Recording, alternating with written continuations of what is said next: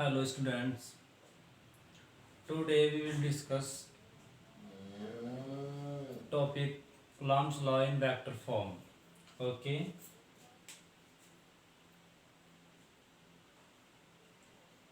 Coulomb's law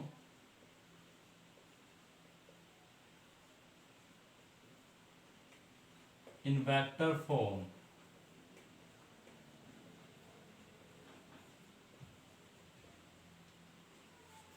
देखिए काफ़ी important है ये टॉपिक एग्ज़ाम के पॉइंट ऑफ व्यू से।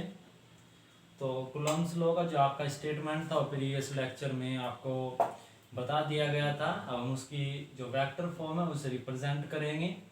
स्टेटमेंट आपको वहीं से नोट करना है। ओके, तो वेक्टर फॉर्म में रिप्रेजेंट करने से पहले हमें इस बारे में जानकारी होनी चाहिए कि किसी पॉइंट को कैसे रिप्रेजेंट करते हैं वेक्टर फॉर्म में। तो किसी फिजिकल क्वांटिटी को वेक्टर फॉर्म में कैसे रिप्रेजेंट करते हैं, तो आपको 11th क्लास में बताया गया होगा कि किसी भी फिजिकल क्वांटिटी को वेक्टर फॉर्म में रिप्रेजेंट करने के लिए हमें टू थिंग्स की रिक्वायरमेंट होती है। आपका फर्स्ट थिंग है मैग्नीट्यूड और सेकंड थिंग होती है आपकी डायरेक्शन। ठीक है, और डायरेक्शन को हम शो करते हैं यूनिट वेक्टर से। जिस डायरेक्शन में वर्क करता है, डायरेक्टेड होता है, उस डायरेक्शन में एक यूनिट वेक्टर होता है। उस यूनिट वेक्टर को आपको कैलकुलेट करना होगा और उस यूनिट वेक्टर की मल्टीप्लाई उस फिजिकल क्वांटिटी के मैग्नीट्यूड में करने पर आपको फिजिकल क्वांटिटी वेक्टर फॉर्म में प्राप्त हो जाएगी। ठीक है, तो इस प्रकार कुलम्स लॉ की आपको वेक्टर फॉर्म प्राप्त हो जाएगी। तो according to Coulomb's law the magnitude of the electric force acting between 2 point charges is directly proportional to the product of that point charges and inversely proportional to the square of the separation between them, and the direction of the electric force between acting between the point charges is directed to along the line joining them।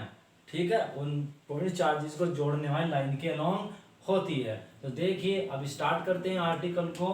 तो suppose आपके पास जो 2 point charges है वो point A और point B पर placed है।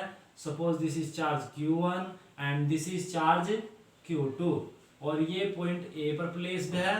Sorry, यहाँ पर लिख लीजिए आप, थोड़ा सा ये ले लीजिए। यहाँ पर पॉइंट ए पर प्लेस्ड है और ये पॉइंट बी पर प्लेस्ड है। ठीक है, क्लियर है यहाँ तक।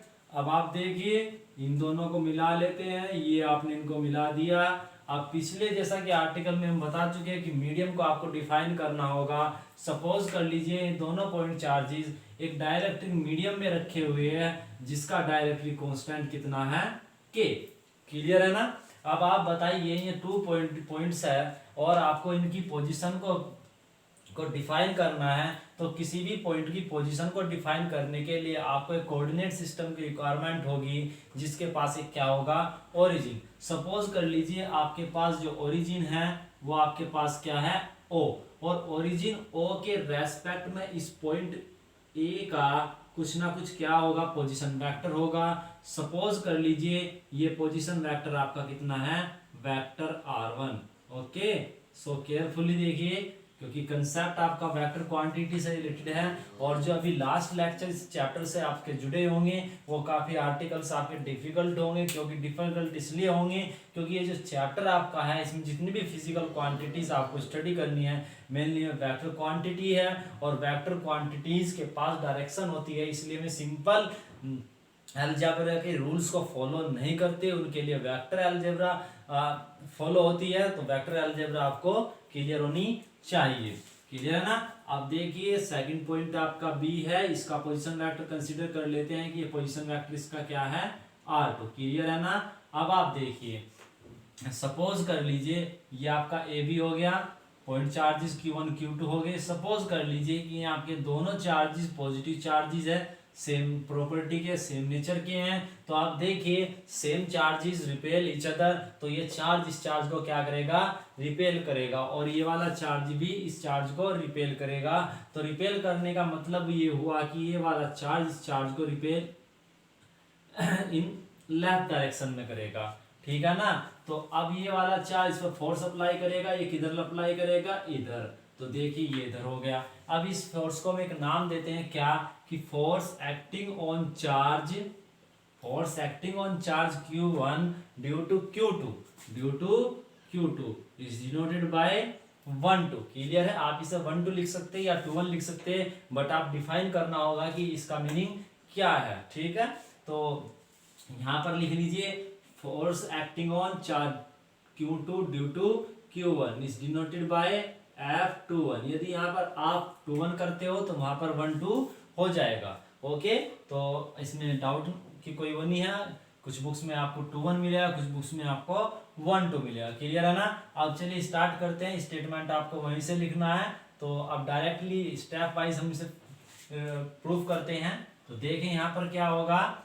सबसे पहले जिन जिन चीज़ की हमें रिक्वायरमेंट होगी मैं कैलकुलेट कर लेते हैं। तो देखिए, मैं कंसिडर कराना चाहते हैं तो कंसिडर कर सकते हैं। तो मैं लिख देता हूँ यहाँ पर, आप नोट कर लीजिएगा। Let us consider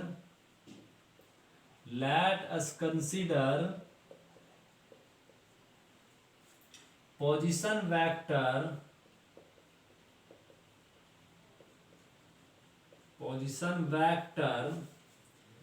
of point charges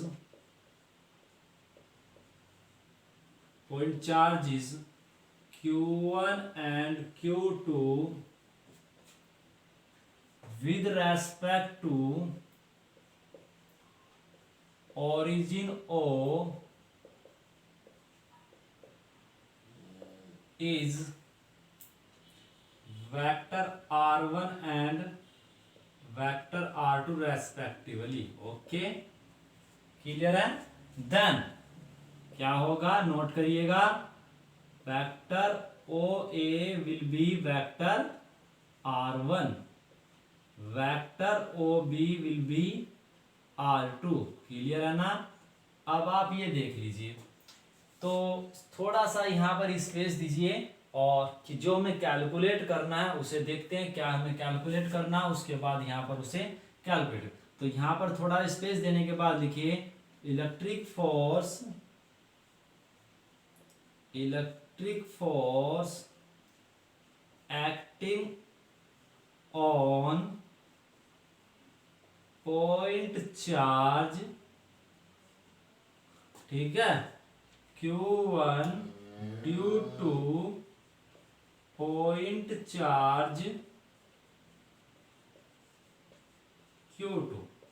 देखिए किससे डिनोट किया हमने, F12, और ये क्या है, वेक्टर क्वांटिटी। क्लियर है ना। ये कंप्लीट आर्टिकल आपको वेक्टर फॉर्म में ही मिलेगा, वहां पर आपने मैग्नीट्यूड को रिप्रेजेंट किया था। तो vector F12 will be equals to किसके इक्वल होगा, magnitude of this force F12 and direction of this force. तो इस फोर्स की डायरेक्शन बताइए। देखिए टुवर्ड्स क्या है, B2A, इधर है ना, राइट टू लेफ्ट। तो इसकी डायरेक्शन को हम शो करेंगे by the unit vector along B2A। देखिए B से A की डायरेक्शन तो ये हो गई, और यूनिट वेक्टर को शो करते हैं बाय कैप, BA कैप।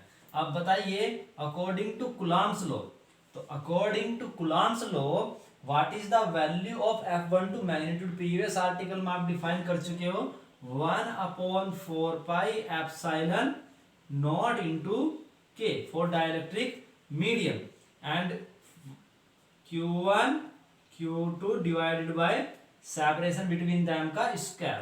तो क्या है सेपरेशन, क्या है इनके बीच का, AB। क्लियर है ना, AB का स्क्वायर। देखिए मैं इसे इस प्रकार लिखता हूं, mod vector AB square. Clear है ना। और यहां पर आप लिख दीजिए ये क्या आपका BA कैप है ना। इस BA कैप को एक काम करिए आप, वेक्टर BA अपॉन BA ये लिख दीजिए, मोड, है ना। फॉर्मूला होता है ना यूनिट वेक्टर का, कि क्या होता है यूनिट वेक्टर का फॉर्मूला, जैसे यूनिट वेक्टर A कैप है तो A cap means vector A by divided by modulus of vector A और मैग्नीट्यूड। क्लियर है ना। अब आप देखिए ये निकल कर आया आपका, तो किसके अकॉर्डिंग आया, यूजिंग कूलम्ब्स लॉ, है ना, यूजिंग कूलम्ब्स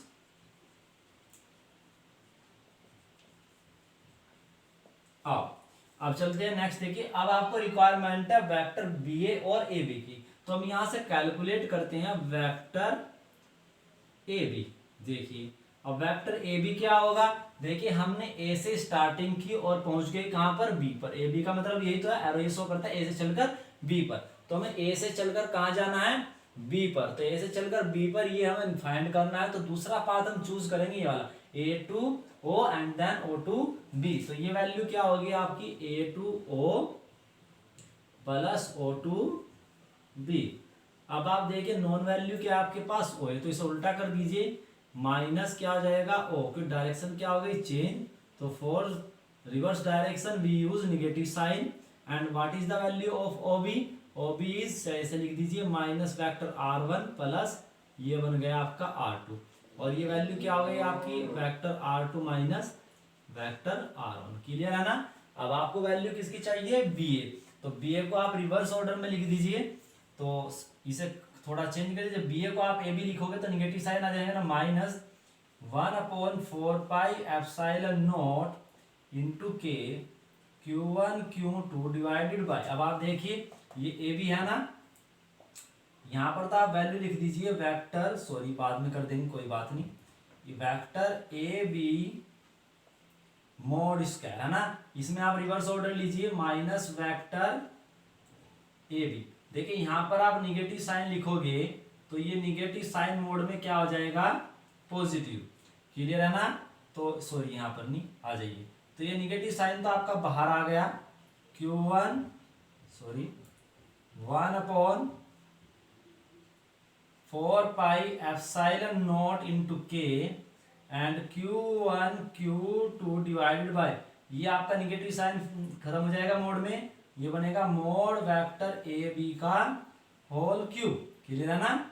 और इंटू में आपका हो गया वेक्टर ए बी। अब इनकी वैल्यू आप पुट कर दीजिए, जरा देखिए वैल्यू पुट करने पर क्या मिलेगा आपको, vector F12 is equal to what is minus 1/4 pi epsilon not के, what is the value of A B, Q1 Q2 divide by what is value of A B, R2 minus vector R1 का whole cube into vector R2 minus R1। This is the vector form of the electric force और Coulomb's law. Clear है ना। आप इसे कह दीजिए equation first, है ना, इसे इक्वेशन फर्स्ट कह दीजिए। अब हम सेकंड टर्म फाइंड करते हैं F21। क्लियर है ना। तो फॉर F21 सेम इसी तरह करना है आपको। चलिए, तो electric force acting on point charge Q2 due two point charge Q1। Clear है ना। तो चलिए यहां पर आपका हो जाएगा 2-1 और यहां पर भी आपका 2-1 हो जाएगा। डायरेक्शन आपकी अब क्या हो जाएगी, रिवर्स। रिवर्स कैसे हो जाएगी, देखिए किस डायरेक्शन में वर्क करता है आपका force, A to B and the unit vector along A to B is A B cap. अब आप इसे रिवर्स कर दीजिए। तो जरा देखिए यहां पर देखिए क्या होगा, मैग्नीट्यूड क्या है F21 का, according to Coulomb's law 1/4 pi epsilon not के Q1 Q2 upon A B square, क्योंकि सेपरेशन वही है। अब चलिए यहां पर ए बी को लिख दीजिए, ए बी कैप को vector A B divided by mod vector A B, और ये आपका क्या बन जाएगा, होल क्यूब, और इनटू वेक्टर आपका हो जाएगा ए बी। अब इनकी वैल्यू पुट कर दीजिए, what is the value of vector A B, vector A B की वैल्यू आपकी क्या है, R2 minus R1, sorry negative sign आपका नहीं आएगा, whole cube into vector R2 minus R1। देखिए ये जो आपकी इक्वेशन फर्स्ट एंड सेकंड जो है, ये आपकी वेक्टर फॉर्म है कूलम्ब्स लॉ की। ठीक है, तो अब मैं यहां पर आपका नोट कर देता हूं। देखिए क्या लिखेंगे, द इक्वेशन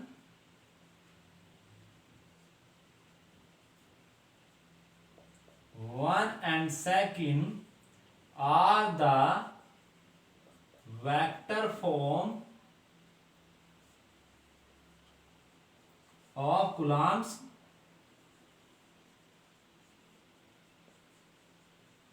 law।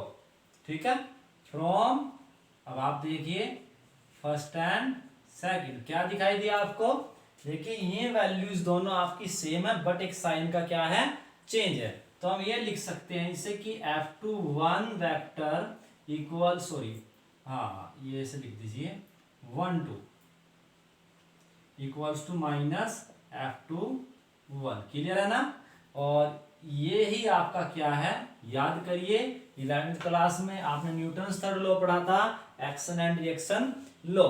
देखिए एक्शन रिएक्शन लॉ जो आपने पिछली बार 11th क्लास में स्टडी किया था, वहां पर कॉन्टैक्ट फोर्सेस के लिए किया गया था कि जितना फोर्स आप किसी ऑब्जेक्ट पर लगाओगे, ऑब्जेक्ट भी विद कॉन्टैक्ट आप पर उतना ही फोर्स योर डायरेक्शन में अप्लाई करता है। बट यहाँ पर जो आपका कूलम्ब्स फोर्स है वो विदाउट कॉन्टैक्ट है। देखिए कुछ एक चार्ज यहाँ पर है, एक चार्ज यहाँ, बीच में सेपरेशन है।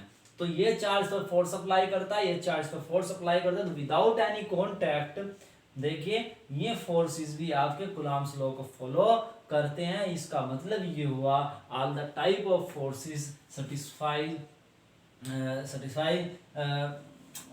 Newton's third law. Okay, but also there is an contradiction. A special type of force does not flow the Newton's third law, action and reaction law. Okay, तो आगे कभी टाइम लगा तो उस टॉपिक को जब पढ़ाया जाएगा तो आपको बताएंगे कि वो कौन सा फोर्स है जो न्यूटन्स थर्ड लॉ को फॉलो नहीं करता है। ठीक है, देखिए अब आगे चलते हैं। तो यहाँ पर हम लिख सकते हैं कंक्लूजन। तो कंक्लूजन क्या होगा हमारा, तो कंक्लूजन ये हुआ, मैं यहीं पर नोट कर देता हूं conclusion, the Newton's third law, sorry Newton's third law, action and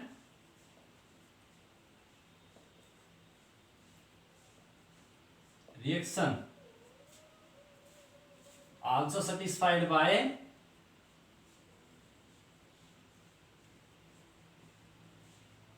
the Coulomb's force। ठीक है, तो जब भी ये क्वेश्चन एग्जाम्स में पूछा गया है तो जनरली इसी तरीके से पूछा गया है कि so that the Coulomb's law satisfy the Newton's third law, action and reaction law। Okay, तो सो केयरफुली, आर्टिकल काफी इजी है और जो वेक्टर नोटेशंस इसमें यूज किए गए हैं इन्हें आपको याद रखना है कि किसी फिजिकल क्वांटिटी को वेक्टर फॉर्म में कैसे रिप्रेजेंट किया जाता है। तो वेक्टर अलजेब्रा इस चैप्टर के लिए काफी इंपॉर्टेंट है।